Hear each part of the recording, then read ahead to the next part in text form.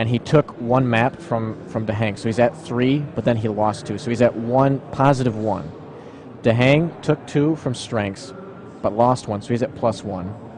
Then he gained another 1 because he beat Avik. I mean, with 1 map, but Avik beat him in the overall set, so he's at 0 points. Now Avik would place 3rd because he starts off at -2, and then he to strengths, and then he goes to -3 by losing 1 to Dehang, and he would get to -1. So he would be in 3rd place, and Dehang would be in 2nd. So I guess it's the difference between maps won versus maps won minus maps lost. Yeah. So even though Dehang played great against strengths and pretty much kind of like upset him losing to Avik has really ruined his chance of having a day off tomorrow, and then possibly having. And that is what decides advancement. It's maps won minus maps lost. Yeah, because they all beat each other. It's one of those things. Like, and it's not total maps won. Yeah, okay. They don't take into account against Faz and Kilson. No, I mean within the group. Total maps won, because in total maps won, they'll look at it this way. When it's a 3-way tie, they only look at the maps between those 3 players. But did they take the maps won minus the maps lost? Yeah, that's why I just did the whole the finger counting, like a kindergartner. Got it. Right. So what does it come down to now? It's Dehang and Faz. Now that could mess things up too. Yeah, so right now we might actually we're actually a little behind schedule because they're all supposed to play right now. Kilson Strengths, Dehang Faz, and Vu Avik. Maybe we should ask the people, what do you guys want to watch the most out of the 3, because we can only cast one of them, since they'll all be playing at the same time. All right, let's see. CZM confused. CZM taking some drugs, bro. Sent some. They seem to work wonderfully. Lovely. Okay. Anyway, bottom line is there are still matches that are relevant for the placings in the group. Isn't that great? Relevance of future matches, right? Yeah, excitement. Okay. So, oh my God, there's too much going on in this channel. What is going on here? Seriously, slow this down. Slow down. Oh my God. Oh, we need to dump at this log afterwards just to see what we missed. Maybe commentary on our commentary. I wish I could pause. Yeah, this is going. What is going on? This is so bad. This is the one downside there was to GTV as well. Like, everything with spam you can never read. Yeah. Okay. So CZM Rapha show match. While we're sitting here commentating ourselves, so I just effed up and missed a rocket jump. Okay. Yeah. Yeah, I'm gonna peek at your screen real quick. Yeah. Now Rapha just went through the teleporter. I could know that from looking at his monitor, or just from the fact that the room flashed brightly. Okay. So. Let's look at it one more time. So we've got Kilson Strengths. Now, I don't think this one is as important because Kilson's probably lost steam from losing some matches and probably won't be as motivated to try to upset Strengths and move his position. Avik and Vu, I think Avik is going to take this a walk in the park. So Avik's position, his position in the top 3 is pretty much set. The thing is right now is Dehang and Faz. So I think we're going to watch that one. That'll be the most relevant. But we should find out which maps Kilson and Strengths play, because maybe like the other one, we'll watch one if it could be potentially a really good matchup. Like if they play Hectic, for example.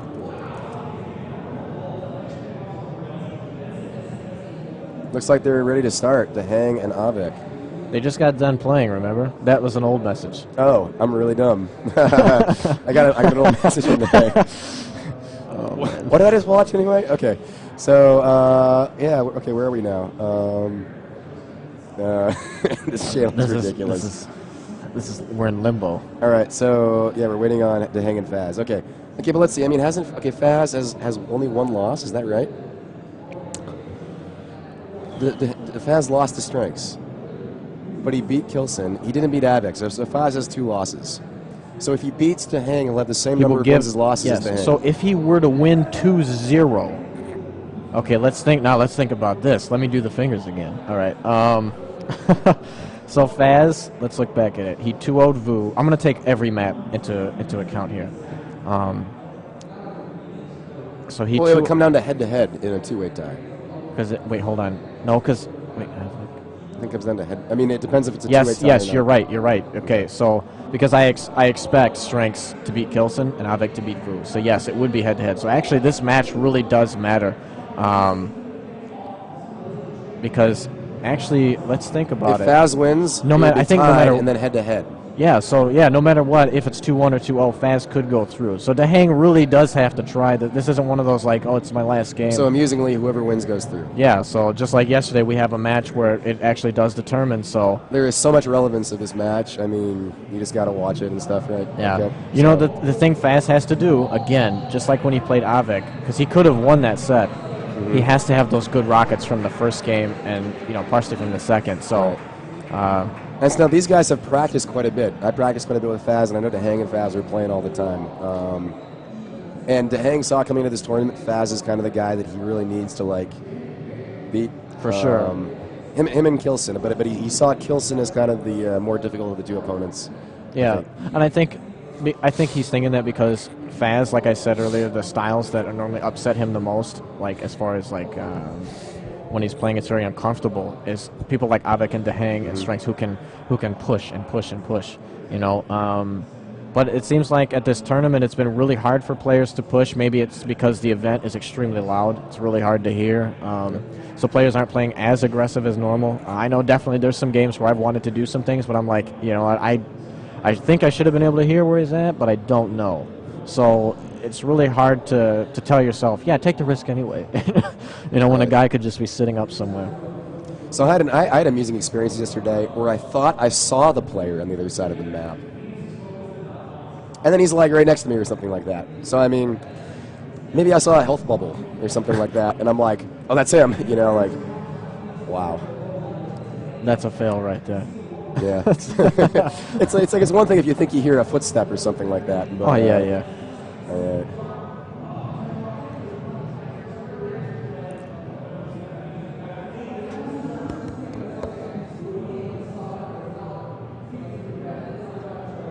What is this from Mr. Clock? Yes, I'm sorry. I lost my voice because I was in a very smoky room for my boot camp. So it happens.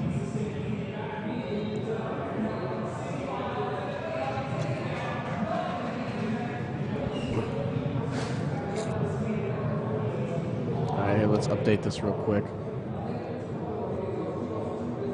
Avik Faz. Look at the. Even though the server is named Dehang Avik, maybe the different match moved in there. No. That's not. So it looks like maybe they're taking a quick break or they're deciding the maps.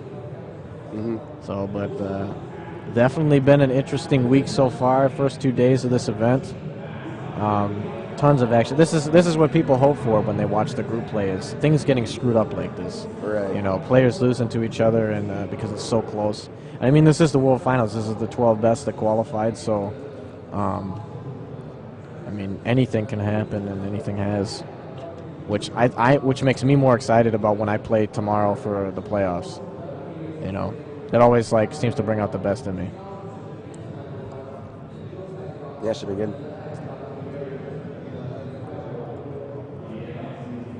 So let's see. I mean, I guess the first and second place are basically decided. No, I guess Dehang could still get a second place, maybe. I mean, what would happen if Dehang won? Dehang would be in the three-way tie. He would be second, maybe. Because Sternex beat someone 2-0. No, he would be then. Sternex, Dehang, Avik tied for first. Yes, I think he would be. Sternex would get first, Avik would get third. Yeah. So I guess you would play Avik, or you play Dehang. I play the second place finisher. Yeah. So you play Dehang.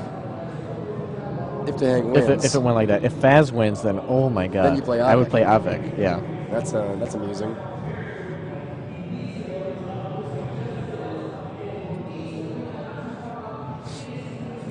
So you're either playing the other American or the guy you boot camp with. Yeah.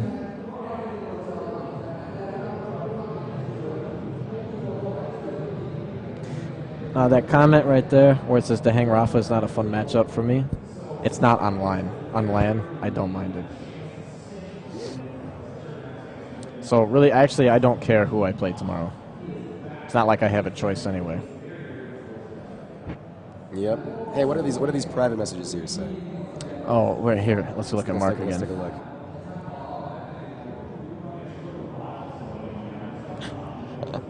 All right. I don't know what times the matches are, but perhaps that's available online somewhere. Let me see. I mean, let's not bother looking up. You can look that up, I think. Okay, yeah, Mark, do it yourself. Just effing Google it, okay? Let's look at someone else. I highly doubt it, though, Mark. Like, I really think, let's say, like, on Friday and Saturday when it's semis, and then it'll be like noon or something here. Yeah, here. So it'll be 3 in the morning in Chicago. So good luck getting up and watching that. Let's see the next ones.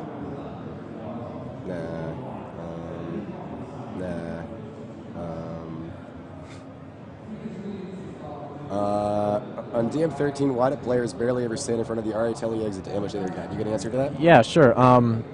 It depends a lot of times on weapon situations, but let's say on DM13, if you're waiting outside the RA Tele and you're waiting to do damage, either A, most of the time you're going to take damage. No matter, well, it doesn't matter, like, that's a good question when you say with plasma. You could do a lot of damage, but even still, if the guy comes out with LG or rockets, you could take so much damage that you're in a position where you can't rocket jump after the kill if you have rockets. So you could lose position on the map if the guy spawns, let's say, at LG side, because then he gets LG, probably YA, he gets rockets, and then he can shut you out from there. Even though you got the kill, he can maybe come off that kill within 20 seconds to bring it back. That's why it can be really tricky, and it goes both ways, whether the player is like standing right in front of it, or if he's standing to the side and he tries to start shooting and then move into the like the 5 health room, because then he's easily hit by any weapon as far as like plasma, rockets, LG. He's going to take a lot of damage going into that room. That's why it's normally not a safe situation to do so, especially. The biggest concern is rocket fights in there, because if somebody gets bounced in that little room, you can jump up and down and barely be able to move your mouse to hit, and you could just get stuck there, even though you had the advantage to start with. That's why a lot of players don't do it. So that was actually a very good question. And that's one reason why I kind of like games where the rockets are more powerful, like in Quake 1 or something like that, because it makes ambushes like that more important and more reliable.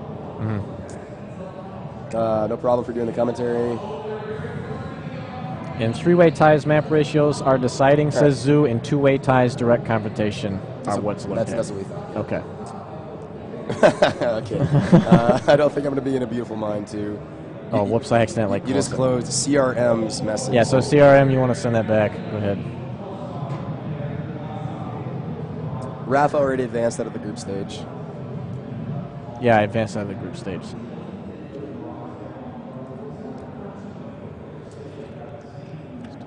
Okay, I see a YouTube video for classic CZM game here.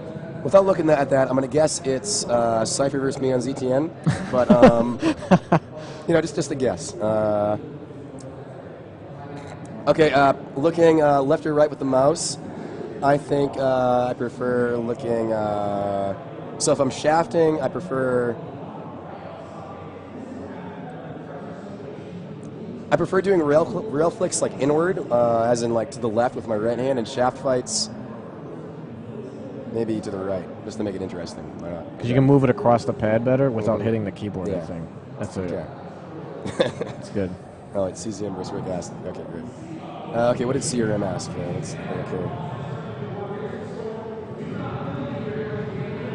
Mouse Excel versus no Mouse Excel.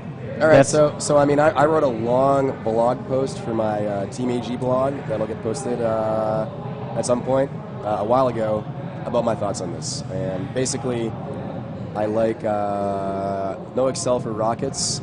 I used to like, I like no Excel when I'm in my best form, but I like Excel when I'm getting by, kind of. It's a little bit easier for me to do slow aiming.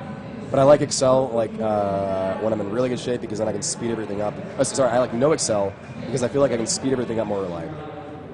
All right, I like this question from Clock. Let's find it here. Do we two, both of us, like the map pool? And do we feel that there are any maps that should not be included? And conversely, any maps that we would like to see added? Yep. If you want to go first, you can go ahead. All right, let's run down the map list. Blood Run, great map. Been played for maybe too many years, but still I don't see any. I don't see the gameplay running out. It would be nice if they kind of fixed up a few of the starts. Lost World, still great map. Haven't quite learned it yet in the new version. Furious Heights, I understand everyone loves that map. I haven't quite learned it yet, but I think it's great. Vertical Vengeance, still a great map. underappreciated by many. Aerowalk, still a great map, maybe a little bit played out. Hectic, I think it's pretty